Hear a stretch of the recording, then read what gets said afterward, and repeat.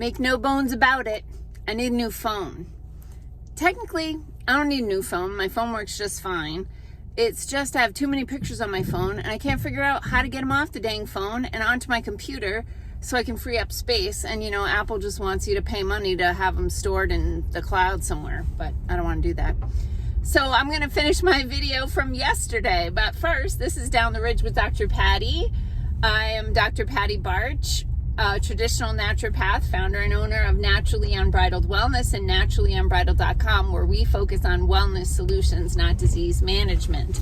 In Down the Ridge with Dr. Patty, I give you 7 to 10 minutes of holistic life and wellness information on my way to work. And today we are finishing up our conversation about osteoporosis. So if you didn't see yesterday's video, real quick, it's just basically osteopenia is a mild form of osteoporosis where the mineralization of the bones is weakening. The bones are getting weaker instead of stronger or even maintaining.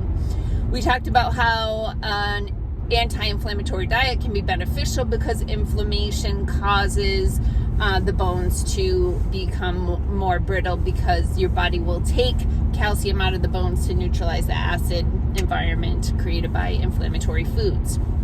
So what I wanted to get to that I didn't yesterday is what can you do about it? So what I was saying is I found years ago, of course, just taking calcium supplements is never going to work because bones are made from much more than calcium. And if you only supplement calcium and not the other minerals or ingredients in the bone, then you're limiting your body's ability to build bone because it doesn't have all the building materials. And then, of course, the form of calcium that you take matters as well because certain forms of calcium are not very bioavailable, and so you can put them in your mouth, but that doesn't mean they're going to get in your bones.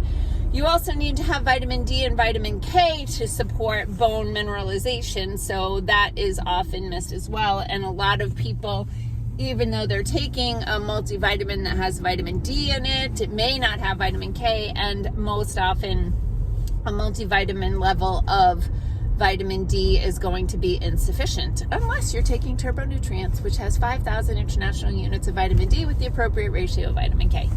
Anyway, so the medical treatment for osteoporosis are these, I think they're all pills. I don't think any of them are injections, but these drugs that the data is infuriating. Because the data on these drugs shows a reduction in hip fractures. Okay, good. Nobody wants a broken hip. But it shows an increase in femur fractures. Okay, femur is your thigh bone. So while your hip is less likely to break, your leg is more likely to break. This is not a solution. Additionally, there are, of course, as with all pharmaceuticals, there are a litany of side effects, but one of them is the mandible, the jawbone disintegrates, goes away. Teeth start getting loose. It never grows back. It's not like, it gets a little weak for a while and then stop taking the drug and then it'll repair itself. No, it doesn't. So that's a huge problem. So what have I found in practice to work the best? And it kind of blew my mind when it happened. So, of course, we have formulated bone supplements. So these are supplements that have been put together to have the appropriate ratios of a variety of minerals and cofactors to help support bone mineralization. So we have a couple different formulas, I think maybe 3 formulas of this total. And so, calcium, magnesium, phosphorus, different minerals, boron. And then what I found was I got okay results, maybe slowing of the osteoporosis, osteopenia with just bone supplements. But then we started adding collagen because one day I have this little epiphany, collagen's a glue that holds the minerals together. Let's bring some collagen in there too. And we definitely saw some progress there. But where did the magic happen with my clients with osteoporosis? when we took the bone supplement with collagen with pulsed electromagnetic field therapy. We had one client that had a 7% increase in bone density in 1 year. Menopausal client, small, frail, white woman, textbook candidate for osteoporosis, like myself. And we saw a 7% increase in bone density in just 1 year with a combination of a daily bone supplement with collagen and pulsed electromagnetic field therapy. So those are the things that I wanted to wrap up when it comes to osteoporosis. The other thing I forgot to mention is weight-bearing exercise. Get off your butt.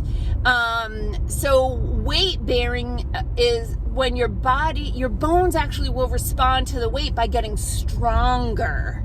So when you're doing weight-bearing exercise, that amount of physical stress on the bones causes the bones to turn on and say, oh, I got to be stronger because I got to support this weight.